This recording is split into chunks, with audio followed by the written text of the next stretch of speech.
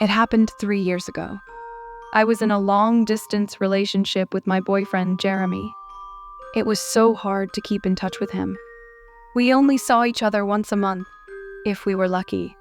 We had to deal with time zones, busy schedules, and expensive flights.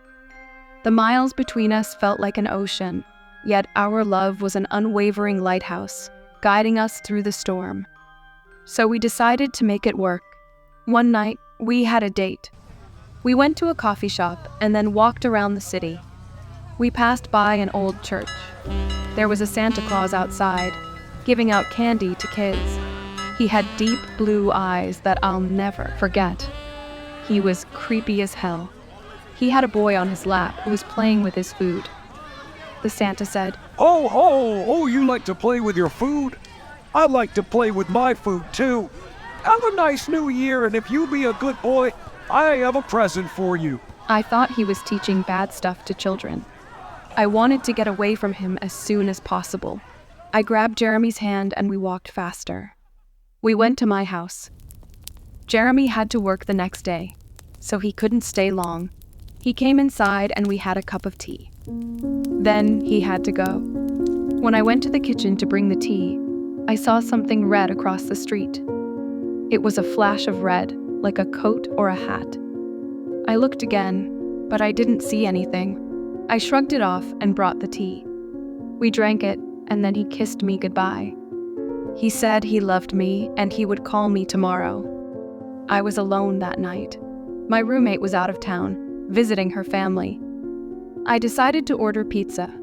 I was hungry and I didn't feel like cooking. The pizza arrived in half an hour. I opened the door and saw the delivery man. He was holding the pizza box. He smiled at me, but there was something strange about him. I couldn't put my finger on it. Then he said, Remember, Mom, don't play with your food. It's gonna get cold. That's when I realized what it was.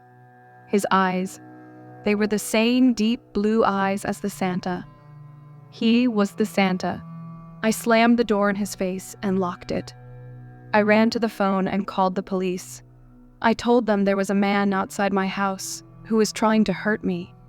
He was dressed as a pizza delivery man, but he was really the Santa from the church. The police said they would send someone right away. I hung up and waited. I was terrified.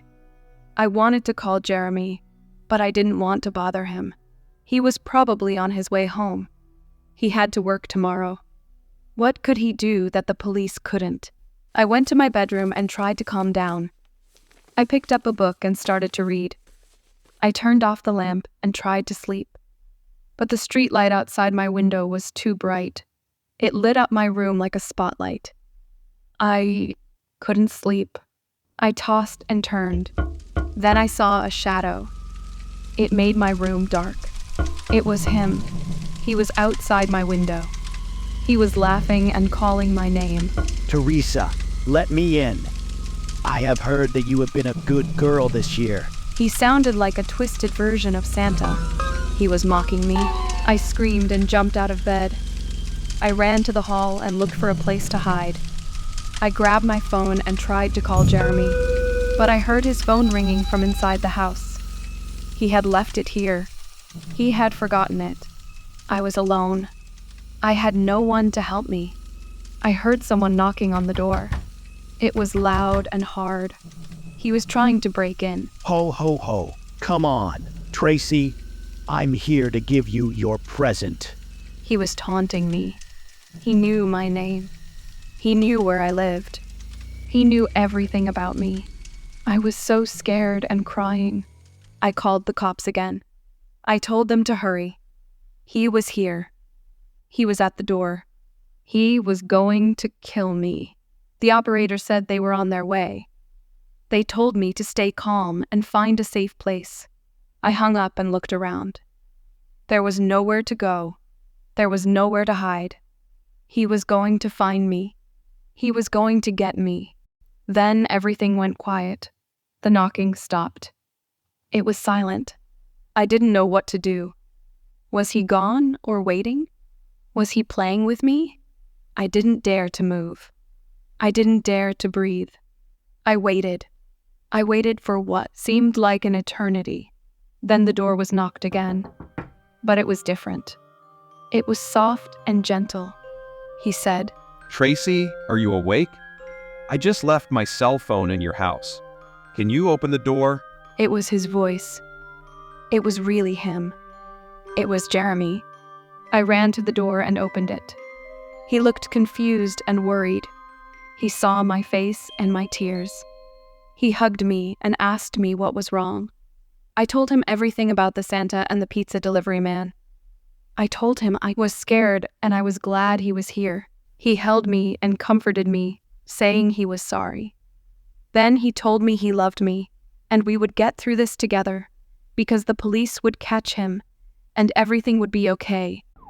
The police came and searched the house. They searched the street and the neighborhood, but they didn't find him. He was gone.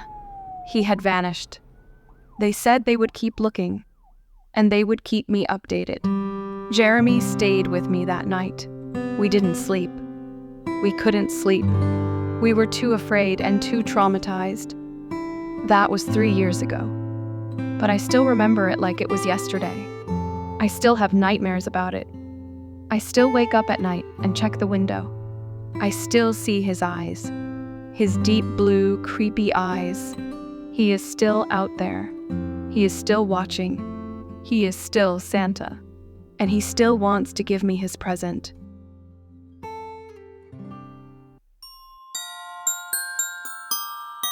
And as I stand here in the shadows, a reminder to all who've heard this tale.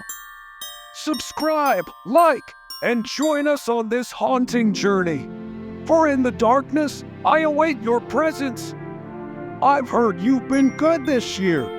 Santa's watching, and his present awaits. Subscribe and let the shadows embrace you.